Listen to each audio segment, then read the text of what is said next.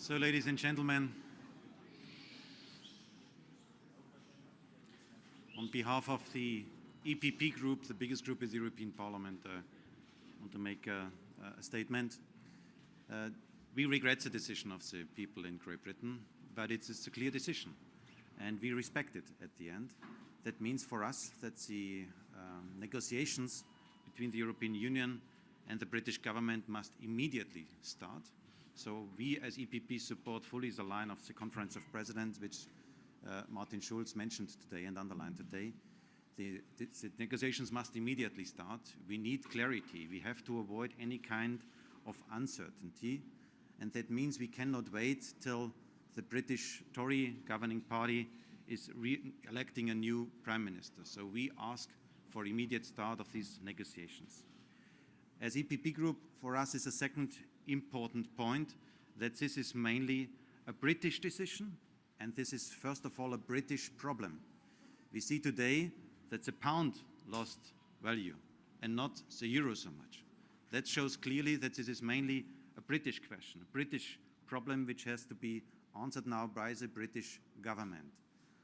A third element is for us that after the decision of the British people, there must be inside of the European Union and the institutions, among the national leaders, among the member states and amongst the people, there must be a kind of a reflection period, what we have to do a better job. And one of the elements we want to do is, as EPP Group, that one of the questions which were raised in the debate in Great Britain was the democratic element on European level, that the people must decide in which direction this continent will go.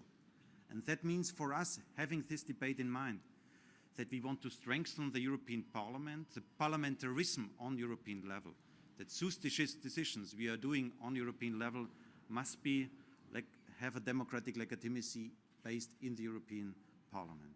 So these are the most important things, and probably you have some questions. We will take 2 or 3 questions, but please use the microphones who are at the 2 sides.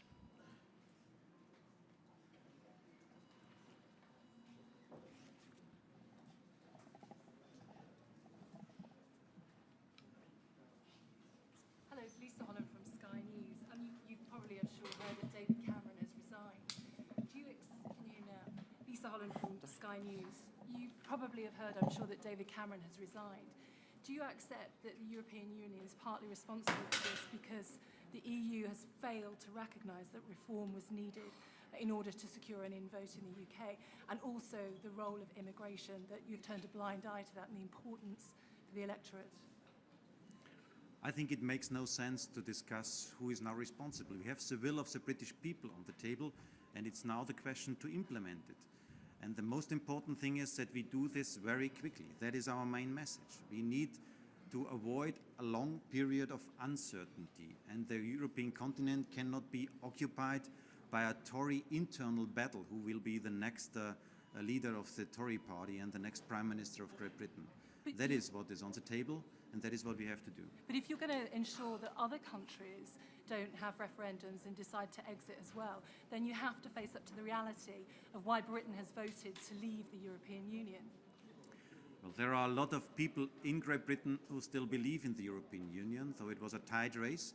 A lot of people are in favor of this project, and I thank them for their clear commitment.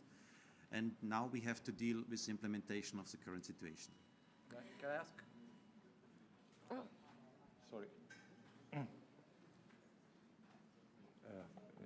Consul from Aska News.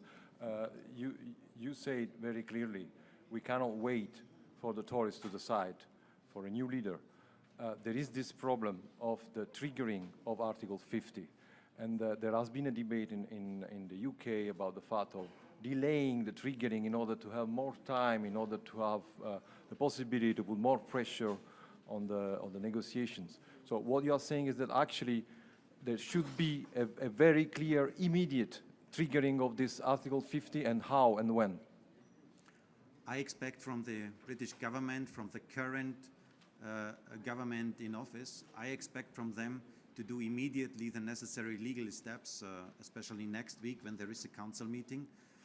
What is needed when there is a decision of people on the table? So the decision of the people is on the table, and we are discussing legal questions, how we should write a letter, or is there a further decision necessary?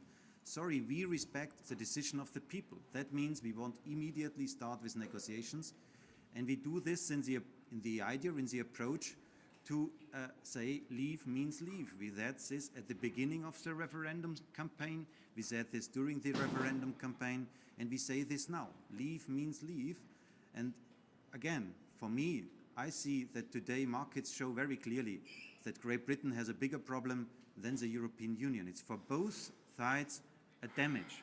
That is obvious. That is obvious, but it's a bigger problem for Great Britain. And we want to have, first of all, stability. That means short period of uncertainty. Last question there in the left. You said that, Catherine Fior, EU reporter, you said the British people had voted to leave. There is one group that notably didn't vote, and that's the Scottish voters. Would you welcome an independent Scotland joining the European Union? Also, Sinn Féin has said they would like to see a referendum in Northern Ireland, another region that has voted for Remain. Would you like to see a united Ireland be part of the EU?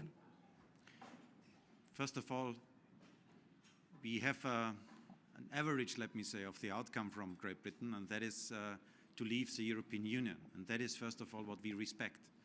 When there are upcoming decisions on the national level, so on the Scottish level, on the Northern Ireland level, to go another way, like England and Wales, it's first up to them. But Europe is open for new member states. That's totally clear. And those who want to stay are welcomed in the European Union. But it's not our job to do such things. It's the job of the Scots and the British people, generally speaking, Great Britain, to decide about their future. Again, I have to say, the bigger problem is on the island. The bigger problem is in London and is in Great Britain.